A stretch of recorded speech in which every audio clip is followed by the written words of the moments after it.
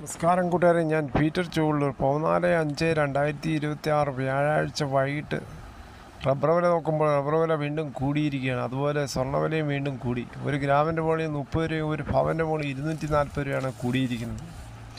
22 carrot രൂപ 14,830, ഒരു പവന് 1,11,640 അതുപോലെ 24 ക്യാരറ്റ് രൂപ 16,233, ഒരു പവന് 1,29,864. അതുപോലെ 18 ക്യാരറ്റ് 1 ഗ്രാം 12,175, ഒരു പവൻ 97,400.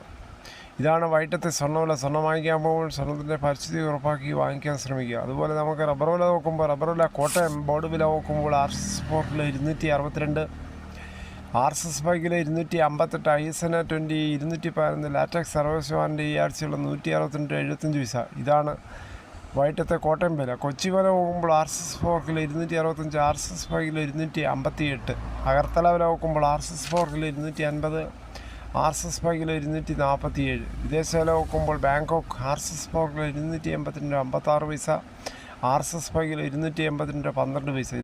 ആണ് ഇന്നത്തെ വൈകിട്ടത്തെ റബ്ബർ വില. രാവിലത്തെയോടെ കമ്പയർ ചെയ്യുമ്പോൾ 100 രൂപയാണ് RSS 4ഉം 5ഉം കൂടിയിരിക്കുന്നത്. മെയ് 4 റിസൾട്ട് വന്ന UDF 102 സീറ്റുമായിട്ടാണ് മുന്നോട്ട് പോകുന്നത്. മുഖ്യമന്ത്രി ആര് എന്ന് നാളെ പറയുന്ന അവസാന തീരുമാനമായി. VD സതീശൻ കേരളത്തിൻ്റെ 24ാമത്തെ മുഖ്യമന്ത്രിയായി. 16ാം നിയമസഭയിൽ തോൽവികളിൽ പതറാത്ത VD. ആദ്യ തെരഞ്ഞെടുപ്പിൽ തോൽവി. ഇന്ന് കേരള മുഖ്യമന്ത്രി. കപ്പനും ചുണ്ടിനും ഇടയിൽ നഷ്ടമായ സ്ഥാനമാനങ്ങളിൽ നിന്ന് പോരാടി നേടിയ വിജയം. കേരളത്തിൻ്റെ നായകനായി VD സതീശൻ. ആശംസയുമായി AK ആന്റണി. കേരളത്തിൻ്റെ സുവർണകാലമായി മാറട്ടെ എന്ന് AK ആന്റണി കാണാനെത്തിയ നിയുക്ത മുഖ്യമന്ത്രിക്ക് VD സതീശൻ.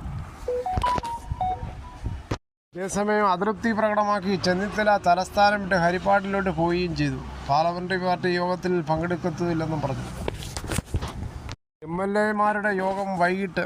ആവേശത്തിൽ കോൺഗ്രസ് പ്രവർത്തകർ. മുഖ്യമന്ത്രി ഒരു രാഷ്ട്രീയ പാർട്ടിയുടെയും മാത്രം നേതാവല്ല, കേരളത്തിലെ ഓരോ പൗരൻ്റെയും പ്രതീക്ഷകളുടെയും ആവശ്യങ്ങളുടെയും ഉത്തരവാദിത്തം വഹിക്കുന്ന വ്യക്തി കൂടിയാണ്. കാലഘട്ടത്തിൽ കേരളം നേരിടുന്ന പ്രധാന വെല്ലുവിളികളിൽ തൊഴിലില്ലായ്മ, വികസനം, വിദ്യാഭ്യാസം, ആരോഗ്യരംഗം, പരിസ്ഥിതി സംരക്ഷണം എന്നിവയാണ്. ഇവയ്ക്ക് പരിഹാരം കാണാൻ രാഷ്ട്രീയ തർക്കങ്ങൾക്കപ്പുറം ഒരുമയും സഹകരണവുമാണ് വേണ്ടത്. വിമർശനങ്ങൾ ഉണ്ടായേക്കാം, അഭിപ്രായ വ്യത്യാസങ്ങൾ ഉണ്ടായേക്കാം, പക്ഷേ അത് സംസ്ഥാനത്തിൻ്റെ പുരോഗതിയെ തടസ്സപ്പെടുത്തുന്ന രീതിയിലാകരുത്. ഒരു നല്ല ജനതയുടെ അടയാളം അവർ തിരഞ്ഞെടുക്കുന്ന ഭരണാധികാരിയെ ബഹുമാനിക്കുന്നതിലും നല്ല കാര്യങ്ങൾക്ക് പിന്തുണ നൽകുന്നതിലുമാണ്. കേരളത്തിൻ്റെ ഭാവി രാഷ്ട്രീയ കലഹങ്ങളില്ല, ഐക്യത്തിലും സഹകരണത്തിലുമാണ് വളരേണ്ടത്. കേരളത്തിലെ എല്ലാ ജനങ്ങൾക്കും ഉൾക്കൊള്ളാൻ കഴിയുന്ന ഒരു ഭരണം ഉണ്ടാകട്ടെ. ആശംസിക്കുന്ന എല്ലാവിധ ആശംസകളും. ഇതോടുകൂടി ഈ വീഡിയോയുടെ പൂർണ്ണമാകുന്നു.